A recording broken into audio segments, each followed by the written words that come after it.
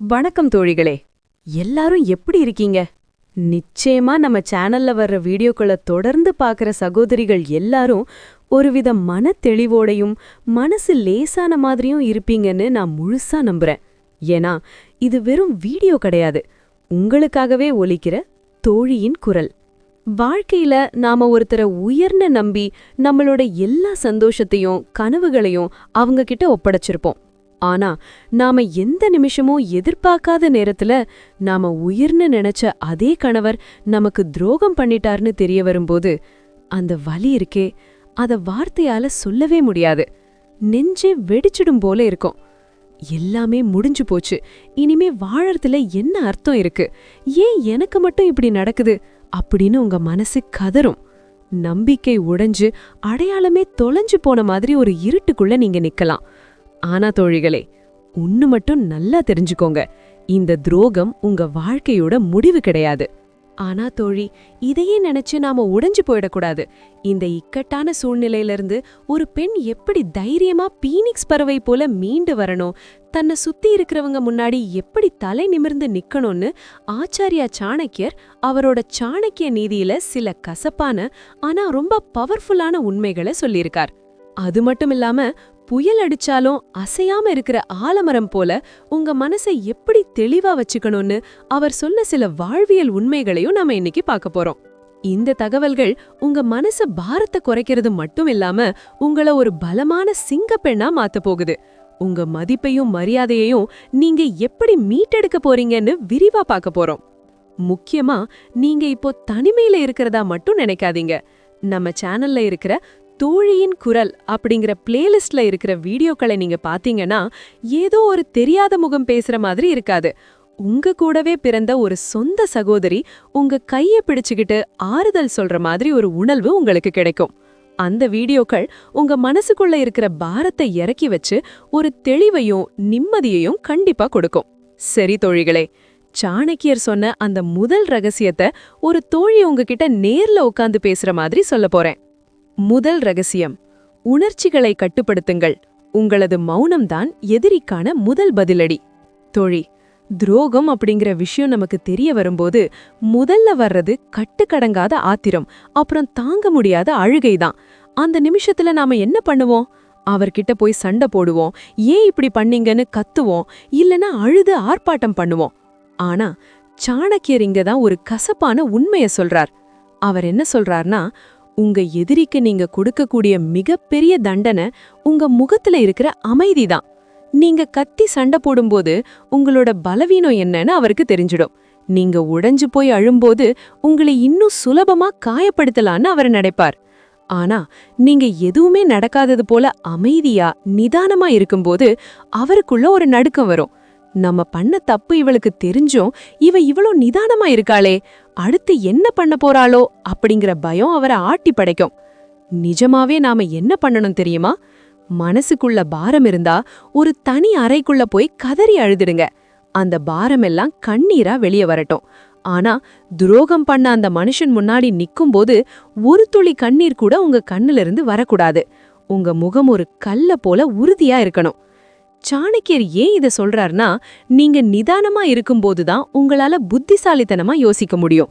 இனிமே இந்த வாழ்க்கையில அவரோட இருக்கணுமா இல்ல பிரிஞ்சு போகணுமா, அடுத்து நாம என்ன பண்ணணும்னுங்கிற தெளிவு அந்த மௌனத்துல தான் கிடைக்கும். அதனால தோழி, முதல்ல உங்க உணர்ச்சிகளை கட்டுப்படுத்துங்க.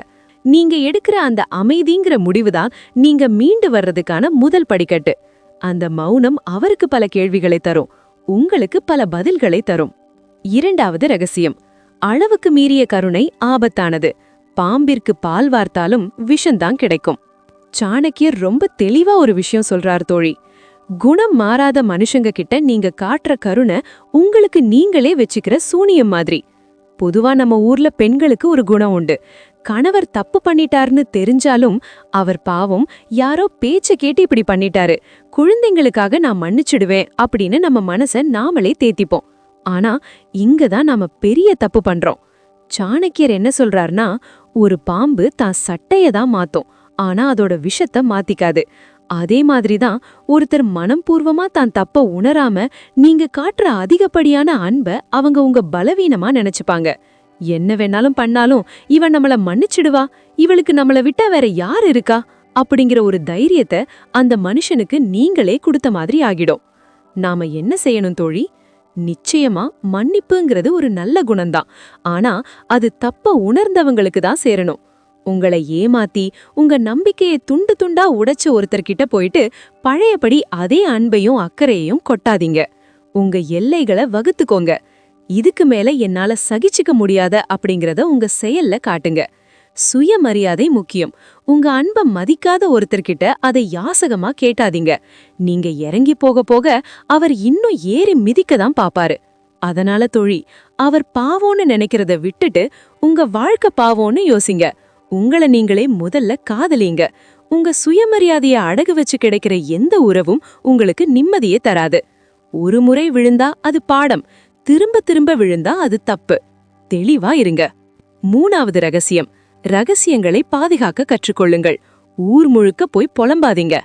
தோழி, பொதுவா நமக்கு ஒரு பெரிய அடி விழும்போது மனசு தாங்காம யாருக்கிட்டையாவது சொல்லணும்னு போல இருக்கும். அந்த ஆத்திரத்துல பக்கத்து வீட்டுக்காரங்க கிட்டயோ இல்ல தூர சொந்தக்காரங்க கிட்டயோ போய் என் புருஷன் இப்படி பண்ணிட்டாரு, அவர் அந்த பொண்ணு கூட சுத்துறாருன்னு எல்லாத்தையும் கொட்டிடுவோம். ஆனா சாணக்கியர் இங்கதான் ஒரு பெரிய எச்சரிக்கை கொடுக்கிறார். அவர் என்ன சொல்றார்னா, உங்க வீட்டு ரகசியமோ உங்களோட பலவீனமோ வெளியே தெரிஞ்சா இந்த உலகம் உங்களை காப்பாத்த வராது, உங்களை எள்ளி நகையாட தான் வரும். அதாவது இன்னைக்கு நீங்க அழுதுகிட்டே சொல்லும்போது அவங்க உங்க முன்னாடி ஐயோ பாவோன்னு சொல்லுவாங்க. ஆனா நீங்க போனதுக்கு அப்புறம் அதையே ஒரு கதையா பேசி சிரிப்பாங்க. அது உங்க கௌரவத்தை இன்னும் கீழே இறக்கிடும். நாம என்ன செய்யணும் தோழி?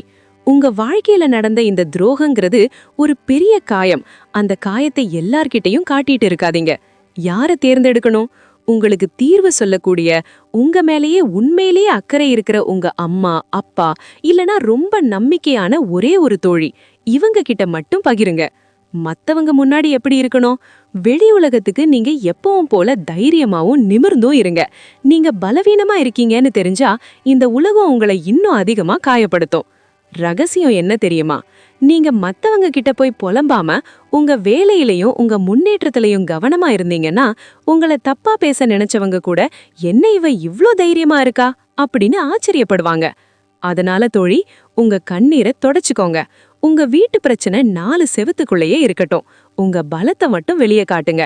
பலவீனத்தை ரகசியமா வச்சுக்கோங்க. அதுதான் உங்க மதிப்பை காப்பாத்தும். 4வது ரகசியம், பொருளாதார சுதந்திரம். உன் கையில் இருக்கும் பணமே உனக்கான கவசம். சாணக்கியர் அன்னைக்கே ரொம்ப கசப்பான ஒரு உண்மையை சொன்னாரு தோழி.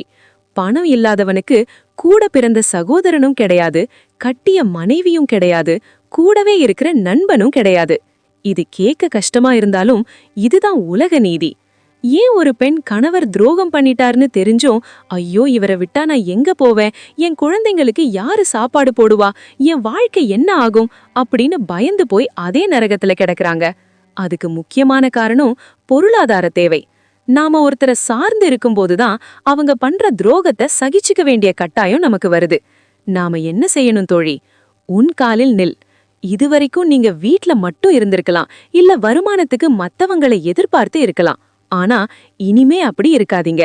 ஒரு சின்ன தையல் வேலையா இருக்கலாம், ஆன்லைன் பிசினஸா இருக்கலாம், இல்ல நீங்க படிச்ச படிப்புக்கு ஏத்த வேலையா இருக்கலாம். எதுவா இருந்தாலும் சரி, 1 ரூபாய் சம்பாதிச்சாலும் அது உங்க உழைப்புல வர ரூபாயா இருக்கணும். பணம் கொடுக்கும் தைரியம். உங்க பேங்க் அக்கவுண்ட்ல உங்களுக்கான சேமிப்பு ஏற ஏற உங்க மனசுல இருக்கிற பயம் தானாவே குறைய ஆரம்பிக்கும். நீ இல்லாமலும் என்னால வாழ முடியும், என் குழந்தைங்களை என்னால பாத்துக்க முடியும் அப்படிங்கிற அந்த செல்ஃப் கான்ஃபிடன்ஸ் உங்களுக்குள்ள வரும் பாருங்க. அதுதான் துரோகம் செஞ்ச அந்த மனுஷனுக்கு நீங்க கொடுக்கிற மரண அடி. ரகசியம் இதுதான். யாரு ஒருத்தர் கையில பணம் இருக்கோ அவங்க பேச்சுக்கு தான் இந்த உலகம் மதிப்பு கொடுக்கும்.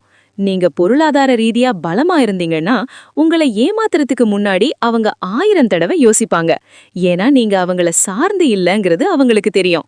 அதனால தோழி, அழுதுகிட்டு இருக்கிற நேரத்தை எப்படி பணம் சம்பாதிக்கலாம், எப்படி முன்னேறலான்னு யோசிக்கிறதுக்கு மாத்துங்க. நீங்க ஜெயிக்க ஆரம்பிச்சாலே உங்களை வேண்டான்னு நினைச்சவங்க எல்லாம் உங்க கால் பின்னாடி வருவாங்க. ஆனா அப்போ நீங்க அவங்களை ஏறிட்டு பார்க்க கூட உங்களுக்கு தோணாது. அந்த பலத்தை நீங்க அடையணும். 5வது ரகசியம் தான் இருக்கிறதுலயே ரொம்ப மாசான விஷயம். சாணக்கியர் இதை எப்படி சொல்றாருன்னு ரொம்ப சுவாரஸ்யமா பாப்போம். உன்னை நீயே செதுக்கிக்கொள். உன் வளர்ச்சியே உன்னை காயப்படுத்தியவர்களுக்கான பதிலடி. தோழி, பொதுவா ஒரு துரோகம் நடந்தா நாம என்ன பண்ணுவோம்? தலைவிரி கோலமா உட்கார்ந்திருப்போம், சரியா சாப்பிட மாட்டோம், நம்ம உடம்பையும் மனசையும் கவனிக்காம விட்டுடுவோம். ஆனா சாணக்கியர் இங்கதான் ஒரு பயங்கரமான ட்விஸ்ட் வைக்கிறார். அவர் என்ன சொல்றார்னா, உன் மேல கல்லெறிஞ்ச அதே கல்லுல உனக்கான ஒரு கோட்டையை நீ கட்டணும். அதாவது துரோகம் பண்ண அந்த மனுஷன் உங்களை பார்க்கும்போது, ஐயோ, இவன் நம்ம இல்லாம சிதைஞ்சு போயிட்டாளேன்னு பரிதாபப்படக்கூடாது. மாறாக, என்னது, நான் இல்லாம இவ இவ்வளவு சந்தோஷமா, இவ்வளவு அழகா, இவ்வளவு கெத்தா இருக்காளே அப்படின்னு அவர் பொறாமப்படணும். அதுதான் நீங்க அவருக்கு கொடுக்கிற ஆகச்சிறந்த பதிலடி. நாம என்ன செய்யணும் தோழி? பழைய குப்பைய தூக்கி போடுங்க. அவர் ஏன் அப்படி பண்ணாருங்கிற ஆராய்ச்சியை நிறுத்துங்க. அவர் பண்ணது தப்பு, அது அவரோட புத்தி, அதுக்கும் உங்களுக்கும் சம்பந்தமில்ல. அந்த பழைய நினைவுகளை தூக்கி போட்டுட்டு உங்க மேல கவனத்தை திருப்புங்க. உங்களை நீங்க அழகாக்கிக்கோங்க. ஆரோக்கியமான சாப்பாடு சாப்பிடுங்க, நல்லா ட்ரெஸ் பண்ணுங்க, புதுசு புதுசா ஏதாவது கத்துக்கோங்க. நீங்க முன்ன விட தெளிவா, அறிவா பேசுறத பார்த்து இந்த ஊரே ஆச்சரியப்படணும். புத்தர் சொன்ன அந்த பக்குவமும் இங்கதான் சேருது. எதிர்பார்ப்பு தான் துக்கத்துக்கு காரணம். அவர்கிட்ட இருந்து இனிமே எந்த அன்பையும் எதிர்பார்க்காதீங்க. உங்களுக்கு நீங்களே அன்பை கொடுங்க.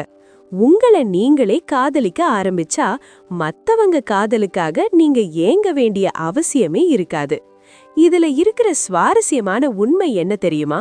நாம ஒருத்தரை பழி வாங்கணும்னு நினைச்சா அவங்க கூட சண்டை போட தேவையில்லை. நாம அவங்கள விட பல மடங்கு உயர்ந்து நின்னாலே போதும். அவங்க தானாவே சின்னதா போயிடுவாங்க. அந்த மனுஷன் உங்களை விட்டுட்டு போனது அவரோட நஷ்டமே தவிர உங்க நஷ்டம் இல்லைங்கிறத உங்க வாழ்க்கை மூலமா நிரூபிச்சு காட்டுங்க. உங்களை நீங்களே புதுசா செதுக்குங்க தோழி. 1 வருஷம் கழிச்சு திரும்பி பார்க்கும்போது, அன்னைக்கு அந்த மனுஷன் எனக்கு துரோகம் பண்ணது ஒரு விதத்துல நல்லதுதான், அப்பதான் நான் இவ்வளவு பெரிய ஆளா மாறினேன்னு நீங்க சொல்லணும். அந்த அளவுக்கு உங்க வளர்ச்சி இருக்கணும். என்ன தோழி, இப்போ மனசுல ஒரு தெளிவு வந்திருக்குமே.